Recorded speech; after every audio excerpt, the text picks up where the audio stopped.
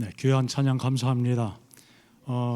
우리 기도하님께서 순서지를 보시면서 오늘 목사님 설교하고 목사님 딸이 득창하는 모양이다.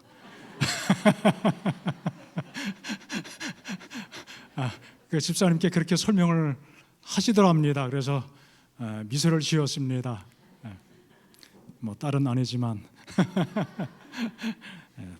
딸이 하나 또 생긴 것 같은. 감사합니다. 뭐 우리는 다 믿음 안에 같은 가족이니까요. 다 아들과 딸과 형제들입니다. 또 아버님이고 어머님이시고요. 자, 오늘은 생각의 한계를 뛰어넘는 믿음. 뭐 제목이 좀 너무 거창하지 않나? 그렇게 생각도 됩니다만, 우리가 자주 이 생각이라고 하는 편견적인 생각의 그 틀에 갇혀 있는 그 경험들을 뭐 저도 하고요, 종종 하게 되는데, 하나님의 말씀을 통해서 그걸 조금 벗어날 수 있는 마음을 갖게 되면 참 좋겠다, 그런 소원을 가지고 말씀을 살펴봅니다. 우리가 읽은 말씀이죠. 소위 오병이어의 기적입니다. 함께 교독하는 중에 건너뛴 부분이 있습니다. 예수님께서 빌립에게 이 사람들을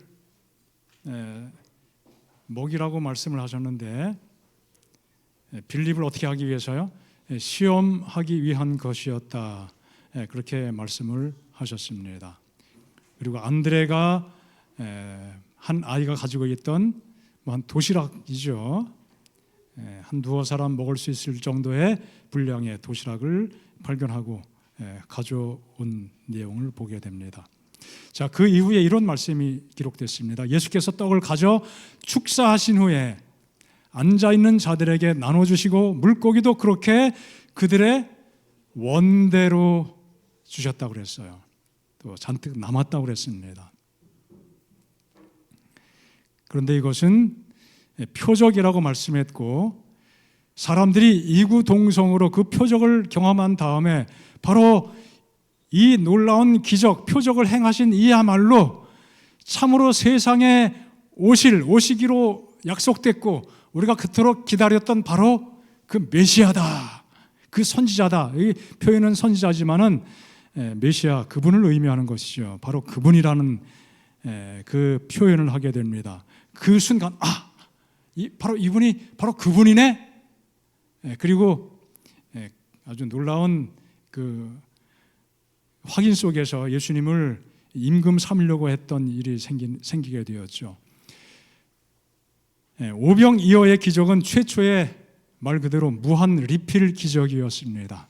먹고 싶은 만큼, 배가 터지든 뭐 배가 아플 때까지 먹어도 말리는 사람 없이 무한 먹을 수 있었던 특별한 기적이었습니다. 우리 3주 전이죠. 벌써 3주가 지나갔습니다. 이미 이 표적에 대해서 한번 말씀을 읽었습니다. 이런 표적을 행하신 근본적인 예수님 마음속에 있었던 동기는 무엇이라고요? 무엇이었다? 사람을 불쌍히 여기시는 마음이었다. 긍휼히 여기심으로 이 기적을 행하신 것이었습니다. 사실은 쉬고 싶은 마음이었었고, 제자들과 함께 쉬기 위해서 한적한 곳을 찾아갔는데 무리들이 얼마나 눈치가 빠른지 아마 예수님이 쫙 가는 방향을 보면은 어디 가실 모양이구나 알아차리고 어떻게 했어요? 이 사람들이 먼저 가서 기다립니다. 쉬고 싶었는데 쉬지도 못하고 하루 종일 제대로 잡수지도 못하고 먹지도 못하고 그 청중들이 다 굶으면서 예수님 말씀을 듣고 거기에 집중하게 됐죠. 자, 이제 때가 됐고 저녁이 됐을 때 돌아가야 되는데 안 돌아갑니다. 제자들은 빨리 보내야 되지 않아요? 참 피곤해 죽겠는데 예수님 빨리 합시다. 그런데 예수님께서 대뜸 말씀하시기를 너희들이 먹을 것을 주어라고 말씀하셨고, 아니면 또 각자 해결했으면 좋겠는데 갑자기 예수님께서 말씀하시는데, 특별히 요한복음에 보면은 누구에게 말씀하셨다고 그랬어요? 빌립에게. 자, 빌립을 어떻게 하기 위한 것이었다? 시험하기 위한 것이었다. 이 기적 속에 포함된 중요한 목적이 한 가지가 여기 나타나게 됩니다. 다른 복음서에는 이런 표현이 없습니다. 너희가 먹을 것을 주어라. 그 정도로 말씀 기록되어 있는데 여기는 빌립을 시험하기 위해서 빌립에게 누가복음 9장에 보면은 기적을 행하신 이 장소가 벳세다로 기록이 됩니다. 벳세다는 빌립의 고향이에요. 빌립이 살았던 곳입니다. 그리고 베드로와 안드레도 그쪽 출신입니다. 그러니 어떤 누구보다 그 지역 상황을 잘 알겠죠. 물론 옛날 그 지형이 오늘처럼 복잡하진 않을 거예요. 그래도 거기 살았던 사람이 어디에 가면은 큰 빵집이 있다, 어디에 가면은 좀 싸게 파는 집이 있다, 뭐 그렇게 계산이 가능하지 않겠습니까? 아마 그래서 사람들은 빌립에게 예수님이 말씀하셨을 것이다, 그렇게 생각했겠죠. 그러나 여기 성경 보니까 빌립을 시험하기 위한 것이었다고 그랬어요. 빌립이 시험 받았습니다. 예수님, 저에게 갑자기 뜬금없이 이거 무슨 일입니까? 제가 어떻게 하라고요? 정말 이 시험은 굉장히 풀기 어려운 시험이었습니다. 답이 보이지 않는 시험이었어요. 그런데 예수님께서 분명히 시험코자 하셨다고 했는데 그 시험하신 의도가 무엇일까요? 빌립에게 창피 주기 위해서요? 빌립을 좀 망신 주기 위해서 그렇게 하셨나요? 여러분 학교에서 시험 볼 때는 그 시험의 목적이 뭡니까? 1등과 꼴등을 가려내고 꼴등에게 망신 주기 위한 목적? 뭐 하다 보면 그렇게 될 수는 있습니다만 어쩔 수 없이. 그러나 근본적인 목적은 무엇입니까? 뭐 하게 하는 거예요? 공부하게 하는 거예요. 여러분 학교에서 시험, 선생님도 와 계신데 뭐 선생님 은퇴하신 분도 계시고 공부 참 귀찮은데 시험은 더 귀찮아요. 그런데 가만히 돌아보면 시험 때문에 실력이 늘었어요, 줄었어요? 그건 확실합니다. 그렇죠? 그 시험이 있으므로 싫어도 공부합니다. 2대 맞을 거 1대만 맞아야지. 옛날에는 맞으면서 공부했잖아요. 작심하고 공부합니다. 저도 성적 떨어져서 중학교 때 이렇게 막 선생님한테 맞았던 기억이 있어요. 여자 선생님이신데 그냥 담임하셨는데 국어 선생님이 누구든지 평균 점수 1점 떨어지고 등수 1등 내려가면 합산해서 맞는다. 제가 시험 본 다음에 한 번을 보니까 7대나 맞게 생겼어요. 성적 떨어지고 등수 떨어진 거 합하니까 7점이 나와요. 이거 그 선생님이 얼마나 세게 때리시는지 그냥 얼마나 아픈지 몰라요. 그냥 두 손으로 힘껏 엉덩이에 엎드려 뻗쳐시키고 때리면은 제가 지금 고백하지만 제가 학교 바로 옆에 기숙사 살았거든요. 그냥 맞으면 큰일 나겠다 이거. 엉덩이 불나서 내가 고생하겠다 싶어가지고 그 종례 시간 바로 전에 막 뛰어 올라가가지고 막 속에 체육복 껴입고 얄팍한 책도 하나 집어넣고 선생님이 아무리 세게 치는데 그냥 때리긴 때리는데 때리는구나 그 정도지 아프지 않더라고요. 그래서 제가 잔머리 좀 굴렸습니다. 7대의 위기를 모면했습니다. 보통 아팠으면 제가 맞았을 텐데 워낙 아파가지고 그분 때리는 손맛이 얼마나 세신지. 어쨌든 그런 과정을 통해서 우리는 공부를 했습니다. 아마 예수님께서 빌립을 시험하신 것은 빌립만이 아니라 사람들의 마음을 시험하고 그 시험의 목적이 뭐예요? 믿음을 불어넣어 주시기 위해서입니다.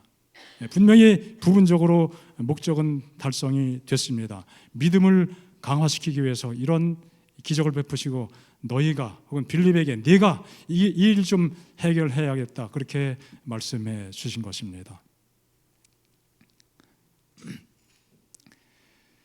예수님께서 생명의 참 떡이 되신다는 사실을 사람들로 온전히 믿게 하기 위해서 이 기적을 행해 주신 것이죠. 나사렛 출신 한 인간 예수님이 그 촌사람 시골 출신 그 선생님이 그들이 그토록 오랫동안 조상 대대로 기다려왔던 바로 그분이시구나. 사람들이 그 사실을 이 표적을 통하여 생각하게 된 것입니다. 이 사복음서에 이 기적이 모두 다 기록되어 있지만 요한만 그 기적을 경험한 사람들이 어떻게 반응했는지를 기록하고 있습니다. 참으로 세상에 오실 바로 그 선지자다. 그런 반응을 보였습니다. 그래서 예수님을 억지로 왕을 삼으려고 시도했잖아요. 그만큼 매우 인상 깊은 기적이었던 것입니다. 그들이 볼 때 예수님이야말로 무적의 임금님이 되실 것이 확실합니다. 무적의 왕이에요. 누가 감히 대항하겠습니까? 먹여주고 또 고쳐주고 또 심지어 죽은 사람도 살려주기까지 하시니 이런 사람이 통치자가 되고 왕이 되고 그러면 걱정거리가 있어요, 없어요? 몽땅 사라집니다. 사람들이 그토록 기다렸던 육신적인 메시아를 기대하면서 예수님이 반드시 왕이 되야겠구나. 그래서 그런 운동이 벌어지기 시작했죠. 그래서 예수님이 급하게 그 사실을, 그 상황을 해결하기 위해서 다 흩어서 빨리 각처로 보내버리셨습니다. 하지만 주님은 이 표적을 통해서 메시아의 본질적인 사명, 뭡니까? 육신의 떡이 아니라 생명의 떡을 주시는 분, 그 사실을 강조하시고 그 사명을 드러내셨습니다. 요한복음 6장은 오병이어의 기적을 통해서 영생의 떡을 소개하는 장면이 이어서 나오게 되죠. 그래서 영생하도록 있는 양식을 위해서 살라. 그죠? 우리 육신 70, 80 건강하면 90, 100세 시대를 맞이해서 조금 비슷하게 살겠지만 그걸 목적을 가지고 삼지 말라. 인생의 목적은 그것이 아니다 이거죠. 100년 살다가 끝나면 뭐예요? 아무것도 없는 거죠. 수학적으로 계산하면은 무한대라고 하는 그 세월에다가 억만 년을 갖다가 대비시켜 보세요. 뭐예요? 답은 뭡니까? 제로예요, 제로. 무한대분의 1도 제로지만 무한대분의 억만도 제로고 무한대가 분모가 되면요. 그 위에 얼마나 아무리 많은 숫자가 대비가 돼도 무조건 답은 뭡니까? 제로예요, 제로. 없는 거나 마찬가지입니다. 그런 인생이 아니라 하나님의 은혜 가운데 영원한 인생, 참 생명을 유지하라. 그 참 생명을 위해서 예수님을 온전히 믿으라는 말씀으로 교훈하고 있습니다. 영생하도록 있는 양식을 위하여 하라. 사람들은 비록 그 표적을 통해서 배부르게 하신 그 사실 때문에 주님을 환호했지만 그것이 아니라 영생하도록 있는 양식을 위해서 하라는 것이죠. 이 오병이어의 기적은 과거 하나님께서 이스라엘을 광야로 이끌어서 가나안 땅을 들어가게 하실 때 40년 동안 만나를 먹이셨던 정말 놀라운 기적에 필적할 만한 기적이었습니다. 어떤 그런 기적이 있겠습니까? 그래서 예수님께서 말씀하십니다. 너희 조상들은 광야에서 만나를 먹어도 죽었지만 나는 하늘에서 내려온 살아있는 떡이니 이 떡을 먹으면 영생하리라. 내가 생명의 떡인데 내게 오는 자는 결코 줄이지도 않고 영원히 목마르지 않게 될 것이다. 오병이어 기적 이후에 예수님께서 제자들에게 이런 말씀을 교훈하신 것입니다.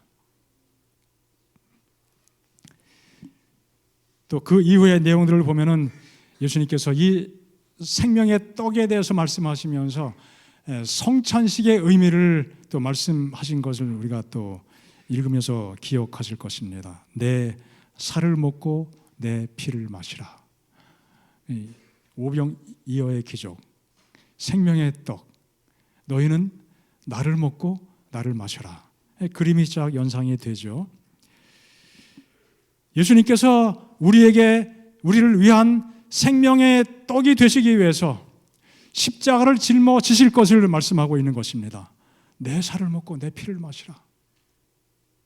예수님이 죽으실 것을 또 이렇게 표현하신 것입니다. 여러분, 이것보다 중요한 일이 어디 있습니까? 십자가를 지시는 그 일만큼 중요한 일이 없습니다. 이 사실을 사람들에게 믿게 하기 위해서 이 기적을 행하시게 된 것입니다.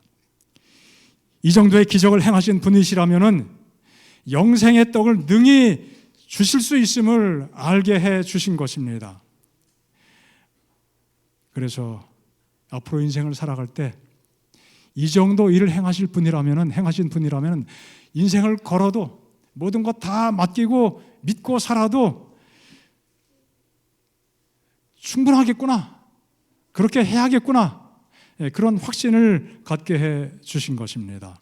하나님께서 이 귀한 기적을 보여주시고 우리 모두에게 그 사실을 믿게 하신 하나님의 은혜를 또 감사하며 찬양합니다. 생명의 떡을 주신 하나님은 전능하신 하나님이십니다. 하지만 제자들에게 이 전능하신 하나님에 대한 이해가 살짝 부족했어요. 그래서 예수님의 그 말씀을 의아스럽게 생각하면서 불신의 생각으로 예수님께 반응했죠. 빌립이 이야기했죠. 각 사람에게 조금씩만 받게 해도 200데나리온의 떡이 부족하겠습니다.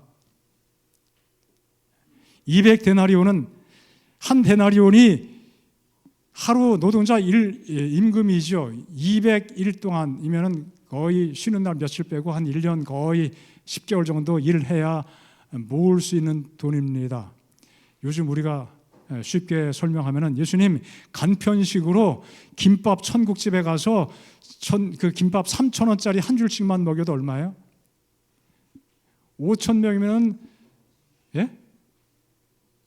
5,000명이 아니라 남자만 5,000명이니까 한 적어도 2만 명 카운트하면은 한 6천만 원 되나요? 그렇죠? 몇 천만 원 들어가잖아요. 우리 돈 하나도 없는데 어떻게 하죠? 안드레가 또 보리떡 5개, 물고기 2마리를 가져왔는데 이거밖에 없습니다. 이거 누구 코에 붙이겠어요? 그런 반응이 나올 수밖에 없는 겁니다. 매우 현실적이고 그리고 아주 합리적인 생각이죠. 누구도 부인하지 않습니다. 빌립, 내 생각 맞아. 안드레, 내 말도 맞아. 아무도 이의를 제기할 수 없는 논리입니다.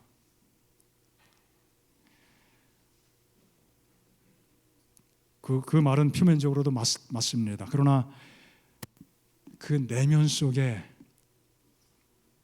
어떤 마음이 먼저 도사리고 있었을까요? 예수님을 향한 불신의 마음이죠. 예수님께서 모든 것 다 하실 수 있다는 그 생각을 미처 생각하지 못하고 불신을 바탕으로 해서 그런 논리를 섞인 것입니다. 회의적이고 부정적인 반응이었습니다.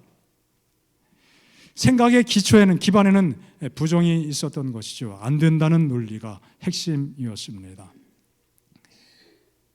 어쩌면 예수님 희망이 보입니다. 조금 있는데 예수님 어떻게 하시면 될 것 같아요. 그렇게 하지 못했다는 거죠.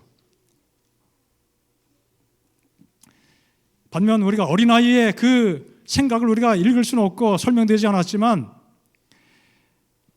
어린아이는 좀 단순했어요. 먹을 것 좀 없냐고 이렇게 찾아 돌아다닐 때 어린아이가 감추지 않고 아마 여기 뭐가 좀 있어 이렇게 이야기했을 것입니다. 만약 그 아이가 가져온 도시락이 없었더라면 기적이 있을 수 없었겠죠. 그런데 생각해 보면은 먹을 거 좀 챙겨온 사람이 어린아이 하나뿐이었겠습니까? 뭐 성경에 기록되지는 않았지만 분명히 저 같아도 야 가서 가려면은 시간이 좀 걸리고 그러면은 좀 출출할 때 좀 먹어야 되지 않겠냐 그러고 뭔가 좀 먹을 걸 챙겨 갔을 법도 하죠. 그런데 이미 다 먹었든지 남았어도 이거 꺼내서 뭐 누구한테 주기가 참 민망하지 않습니까? 그런데 어린아이에게는 부모가 따라오지 않았는지 잘 모르겠습니다. 어쨌든 단순함으로 적은 것이지만 그것이 어떻게 될지 알지 못했지만 예수님의 제자가 돌아다니면서 먹을 것을 찾게 될 때 선뜻 내주게 된 것이죠. 어떻게 보면 참 단순한 행동입니다. 단순한 표현이에요. 그런 실천, 그런 행동, 그런 믿음이 없었다면 아마 이 기적이 생기지 않았을 것입니다. 물론 예수님께서 이 미리 아셨어요. 방법을 가지고 있었고 계획을 디자인하셨습니다. 고안하셨습니다. 우리는 한 가지 질문을 떠올리게 됩니다. 인간적인 논리를 앞세울 것이냐? 때에 따라 중요하죠. 합리적인 생각 필요합니다. 계산하는 것 필요하죠. 그러나 그것이 때에 따라 전부가 아닌 것이라는 사실도 함께 염두에 둘 수밖에 없는 것입니다. 아니면 단순한 믿음인가? 너무 단순해서 말도 안 되는 순진함이 묻어날 때도 있습니다.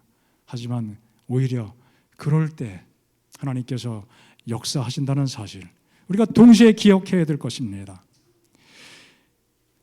문학 작품에 나온 대로 셰익스피어가 말한 것이죠. 죽느냐 사느냐, 그것이 문제로다. To be or not to be, 그것이 문제다. 그렇게 유명한 말을 남겼는데, 다시 한번 오늘의 주제와 견주어서 이야기한다면 인간적인 논리인가, 단순한 믿음인가, 그것이 문제로다. 믿음으로 생각하고 믿음으로 살아가고 믿음으로 결정하고 그렇게 해야 될 때가 참 많지만 그렇지 못한 경우들을 우리가 종종 맞닥뜨리게 되는 것입니다. 여러분, 복음은 정말 좋은 소식입니다. 행복한 소식이죠. 매우 긍정적인 소식입니다.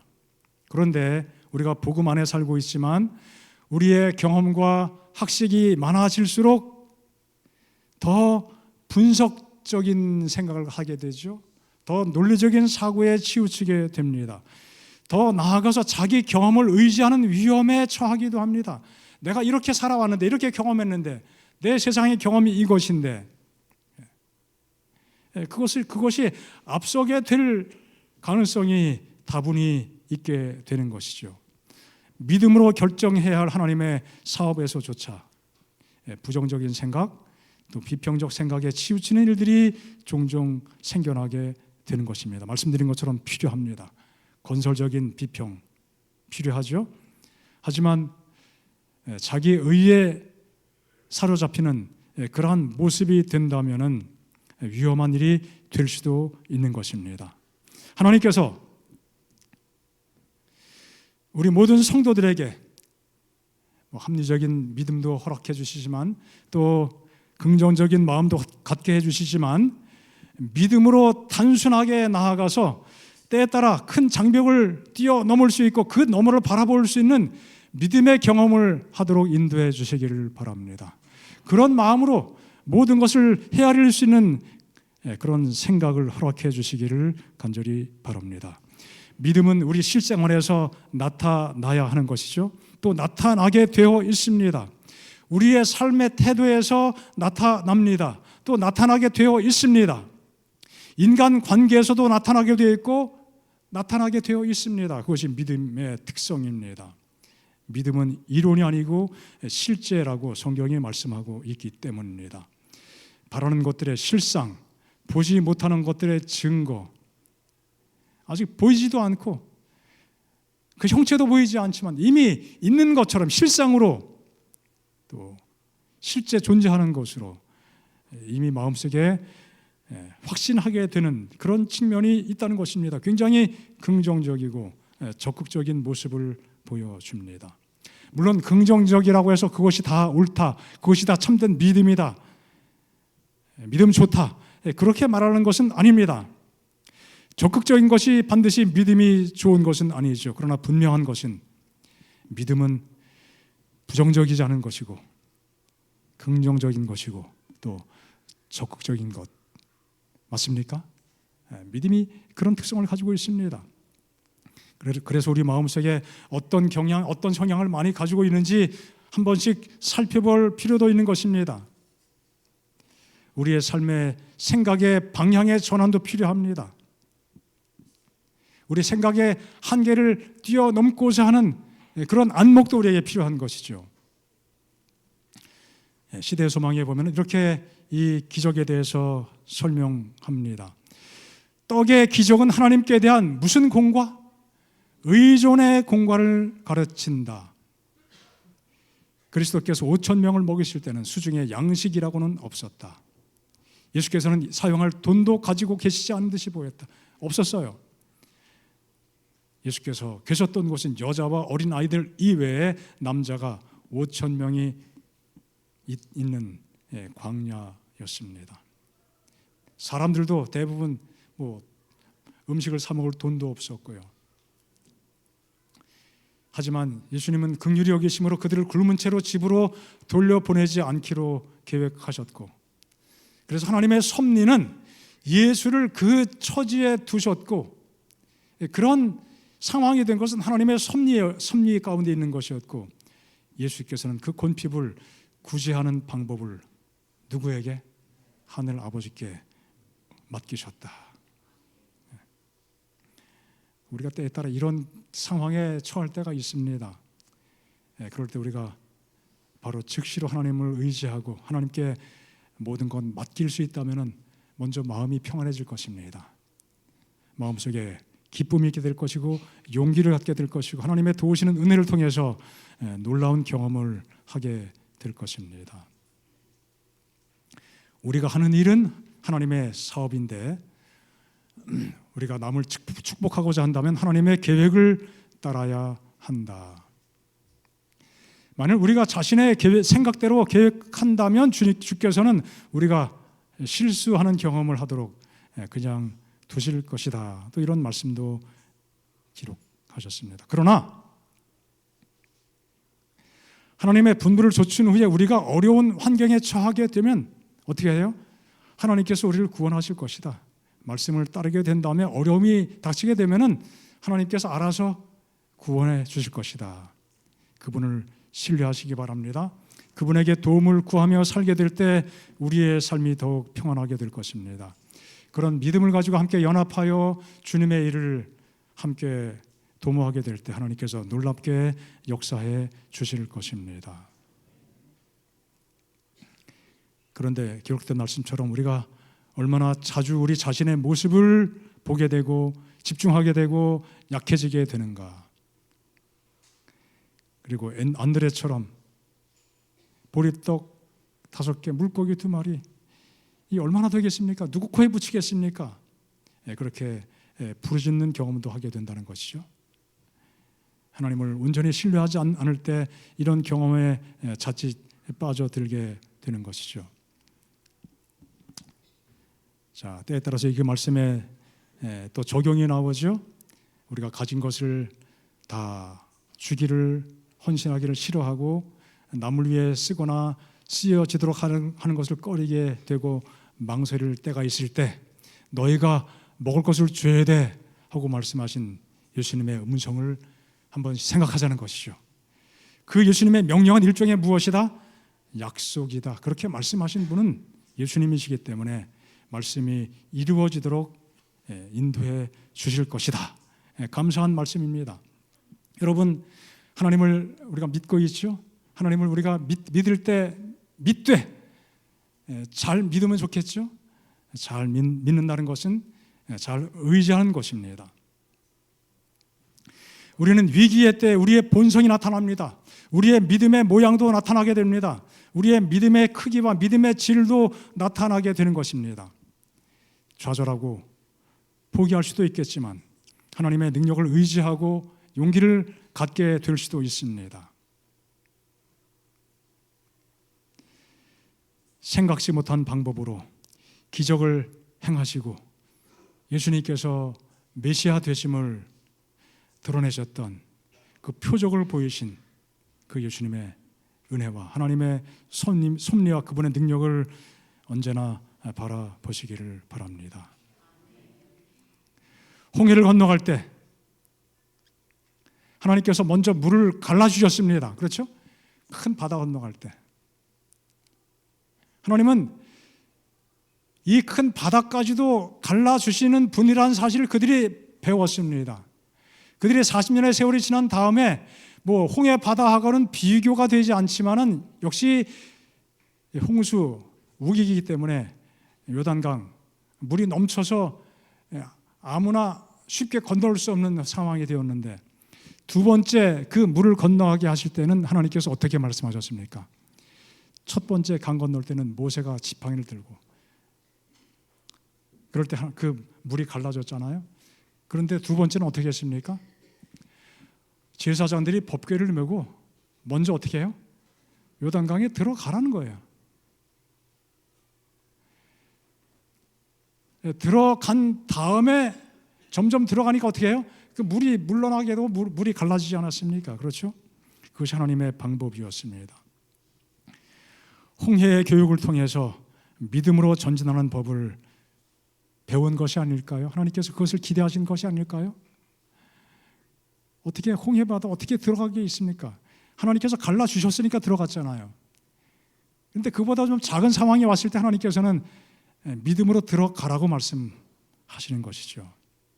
우리 믿음의 전진이 우리 삶의 필요함을 생각하게 됩니다.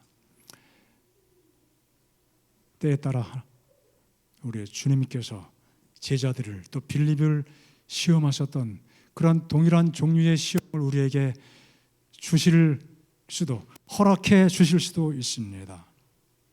그때 믿음으로 승리하는 기쁨을 함께 맛볼 수 있기를 바랍니다. 담대한 믿음으로 서 있을 때 요단강이 갈라지는 그 놀라운 은혜의 경험, 충분히 하나님께서 계획하고 있음을 또 어떻게 하실지 이미 아시고 계심을 또 믿음으로 깊이 기억하시길 바랍니다. 하나님은 아브라함을 시험하셨다고 성경에 기록했죠. 욥을 시험했다고 기록하고 있습니다. 그들이 그 시험을 통해서 복을 참 많이 받았어요. 아브라함도 욥도 시험을 통과하면서 정말 복을 많이 받았습니다. 아마 그런 시험이 없었더라면 그 놀라운 복을 받지 못했을 것입니다. 동일한 목적에, 동일한 의도에 크고 작은 일들이 우리 삶에 있을 때 먼저 주님을 바라보는 믿음의 성도 되시기를 간절히 바랍니다. 기도하겠습니다. 하나님 아버지, 믿음의 자녀 삼아주신 것을 감사합니다. 믿음의 사람으로 살아갈 수 있도록 도와주시기를 간구합니다. 전능하신 하나님의 임재를 구하면서 그 하나님의 임재를 경험하게 하시고 하나님의 전능하심을 경험하게 하시고 하나님의 구원자 되심을 맛보게 도와주시고 경험할 수 있는 길로, 믿음의 길로 우리가 걸어갈 수 있도록 주께서 인도해 주시옵소서. 예수님 이름으로 기도합니다. 아멘.